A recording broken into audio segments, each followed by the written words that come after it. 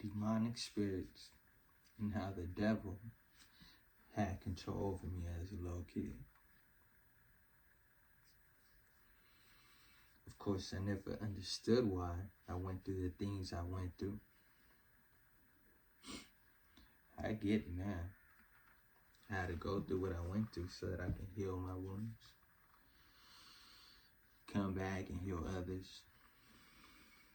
Now I am a teacher, a healer, an inspiration and motivation to the world. The one who was sent here to raise the frequency.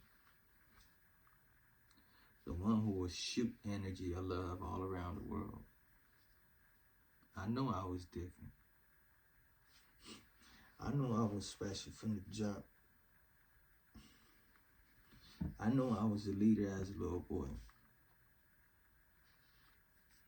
I would have the whole block following me, trying to mess with me.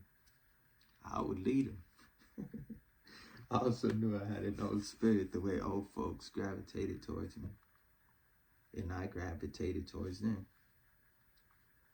Recognizing from a young age that all of this seemed familiar. Seemed familiar to me. The chosen one, the gifted, the blessed, the light workers. The healers go through hell since birth. It's meant this way to knock us off our course. It's meant to steer us off the correct way, the right path. I can personally tell you I felt possessed, was possessed growing up. Fact though, I can't control this demonic spirit and the devil. They would overpower me at that time and up until around 13 years old. I would do uncontrollable things. I would watch myself doing the things and in my head would be like, why am I doing this? And I didn't understand it then. I recall me being what I don't know. Honestly, I don't remember my life by years.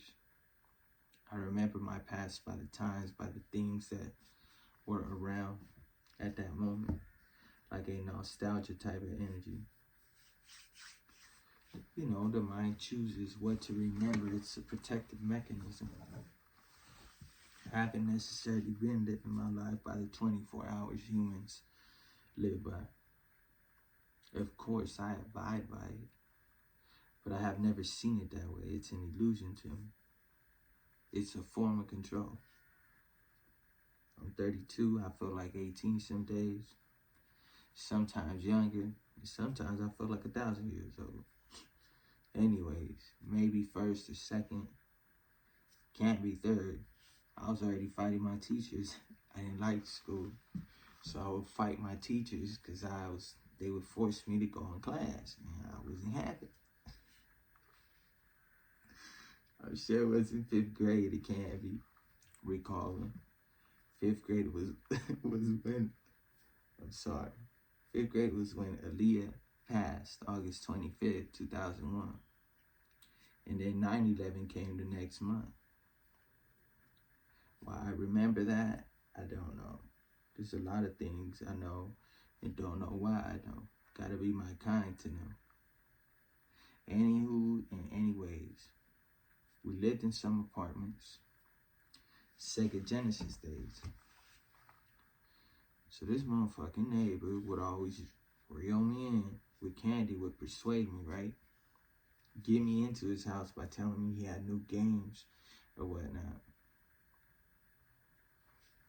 Damn, I'm getting a sharp ass one. As soon as I would go into his home, this motherfucker would close the door. Lock the door. I would begin to get sketch mode with it, as if my intuition,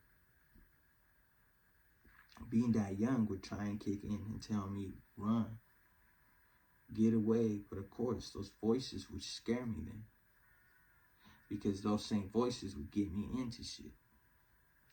So I would pay it no mind. As I sat here, now in the present, I'm like, damn, goddamn.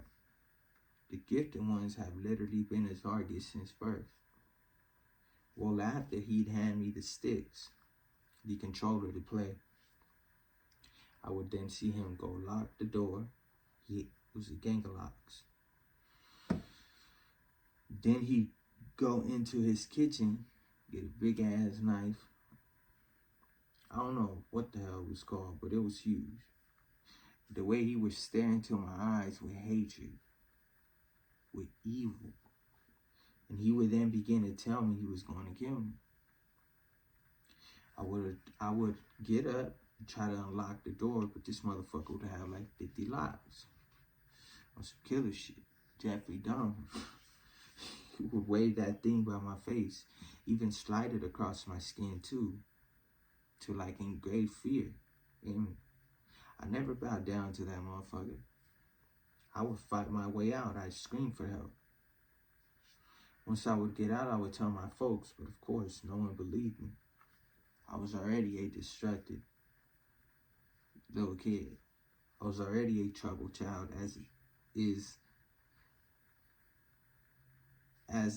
I was already a troubled child, so I was already more than a handful. I never received the attention that I deserved then. So I'd look for it. You see, I thank God nothing ever happened to me. But this occurred multiple times. I wouldn't be here telling my story. As I grew up, I began surviving in a fight or flight mode.